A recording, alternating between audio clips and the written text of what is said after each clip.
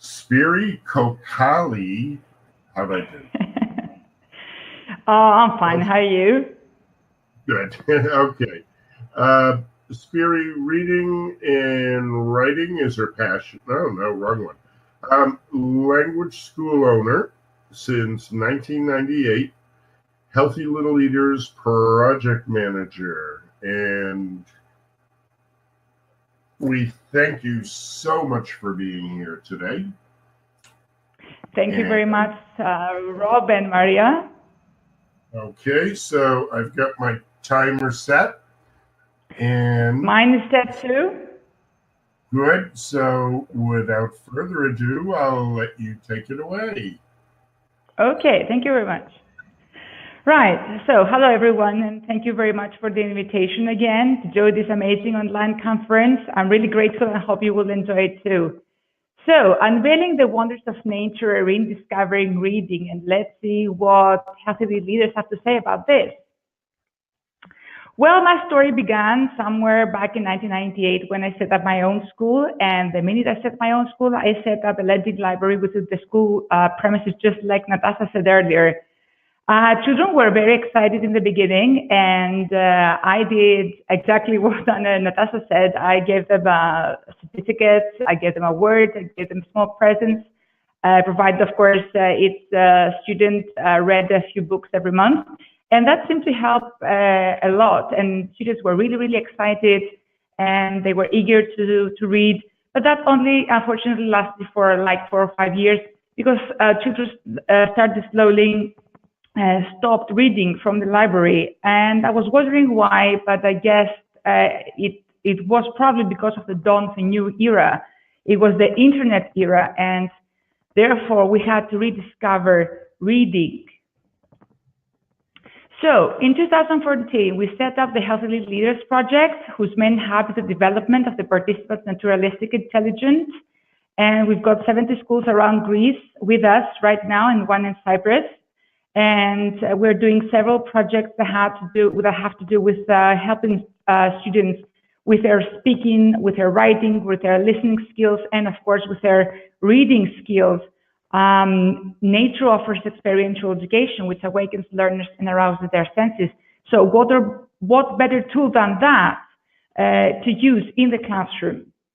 So what I'm going to do from now on, I'm going to show you some ways of helping students not only read, but enjoy reading as well. So for example, with our advanced and proficiency classes, what we do is usually think of a place we want to visit in our island, Corfu. So I start by doing some research on my own and writing my own reading comprehension text. I do research on the internet from historical books or even from interviews from the locals. And I do my own reading text, as I said earlier, and I choose carefully a photograph, an intriguing photograph from that specific place. So before I actually give it to them, before I actually give the reading comprehension text to my students, I show them this picture and I start asking them questions. For example, where do you think this place is? Most of the times the students know where it is, and the first questions are quite easy anyway. But the more I move on, I ask them questions which are more intriguing and more difficult to answer. For example, for this specific place, I ask them questions like, what do you think is the connection between this place and the pirates? Or what do you think the connection is between this place and malaria, for example? So as I move on, students become more and more excited and more intrigued into it. So actually, by the time I give them the reading comprehension text, they are so eager to find out about all this information and the answer to all these questions, it actually comes as a relief. It quenches their thirst for learning and reading. Of course, they know that there's an extra bonus after that. We're going to visit the place and have open discussions and in the nature and give live broadcasts. So for my senior classes, I chosen a specific board game which came to my attention by my friend and colleague Theodora Bogi from Thessaloniki. She actually suggested to me because she knows how much I love nature and she thought it would be great for me. However, when I got it in my house, I realized there's so much to it other than actually a board game. So the family that came up with that have done so much research as far as herbs and recipes and remedies is concerned, that they have set up an internet site as well, the learningherbs.com, which is full of glossary, information about the herbs, activity books, remedies and recipes, journal pages, coloring books, ebooks, you name it. And before we actually get down and play this game with the senior classes, we read all this information from the internet. It's so exciting to them. I mean, they always have in the back of their heads the fact that we're going to play a game eventually. So they don't even care about how much they're going to read. And it does miracles, believe me. This is another activity I love doing with all my classes, actually. This is a great Jenga, and I've seen lots of people and lots of colleagues of mine using the Jenga. For the great Jenga, a bigger one, because we can play it outside in our yard or even on the beach, and it's great. Actually, what we do is I assign a book or a story for my students to read back at home, and they have to not only to read it, but they make a small summary out of it. So when they get back into the classroom, students read it as summary and make a new one, which consists of individual sentences that contain the most important parts of the story or the book. Therefore, we start playing the memory storytelling, which means that we gather around the great Jenga, and each student starts saying a sentence from the summary they've written beforehand, and the next student has to repeat the sentence that was said beforehand and add a new one. Every time a student manages to do so, he's allowed to draw a stick from the Jenga, and the story finishes when the Jenga tower collapses. And it's so exciting. The children cannot just stop playing with that. One of our favorite subjects, one of our favorite projects is the nature-oriented video making we're doing for our YouTube channel. Healthy Leaders have got a YouTube channel, and we occasionally upload videos that have to do with nature, of course, because this is our favorite subject. So what we do is, again, I choose a subject. For example, last time I chose something about the olive oil and another one about the frog's croak.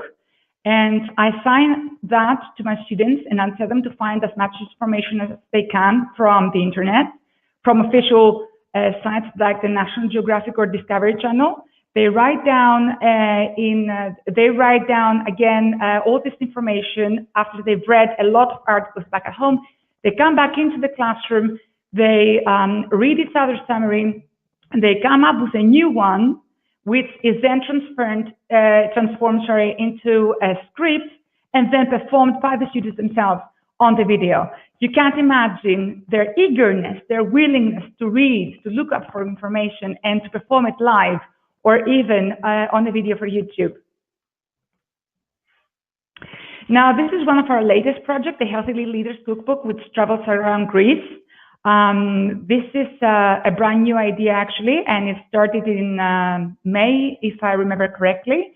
The amazing thing about it is that it visits a school. It's going to visit 4 different places around Greece. And every time it reaches a school, the students and the teachers there add a new recipe from the actual place. But the amazing thing about it is that every time the students of the school get this book into their hands, they're so eager and they're so excited about reading the recipes that have been written beforehand. When this book reached Corfu in the summer, my students actually grabbed it right from inside my hands and started reading all the recipes from Thessaloniki, from Larissa, from Athens.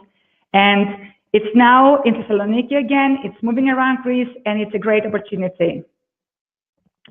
Now, I'm sure that everyone is aware with Margaret Fuller's quote, "Today a reader, tomorrow a leader," and I simply can't get enough of that. I truly believe in that. And where readers will eventually become leaders, and our job as teachers is to guide them through a very difficult world that we live in. I mean, I remember when I was very young, my only access to books was the local library or some books that my mom had, and that happened to most of us. However, now children have an access to a wide range of information from the internet, but it is us, the teachers, that need, we are actually obliged to, if I'm allowed to say this, to guide them through this maze of information and help them not to get lost.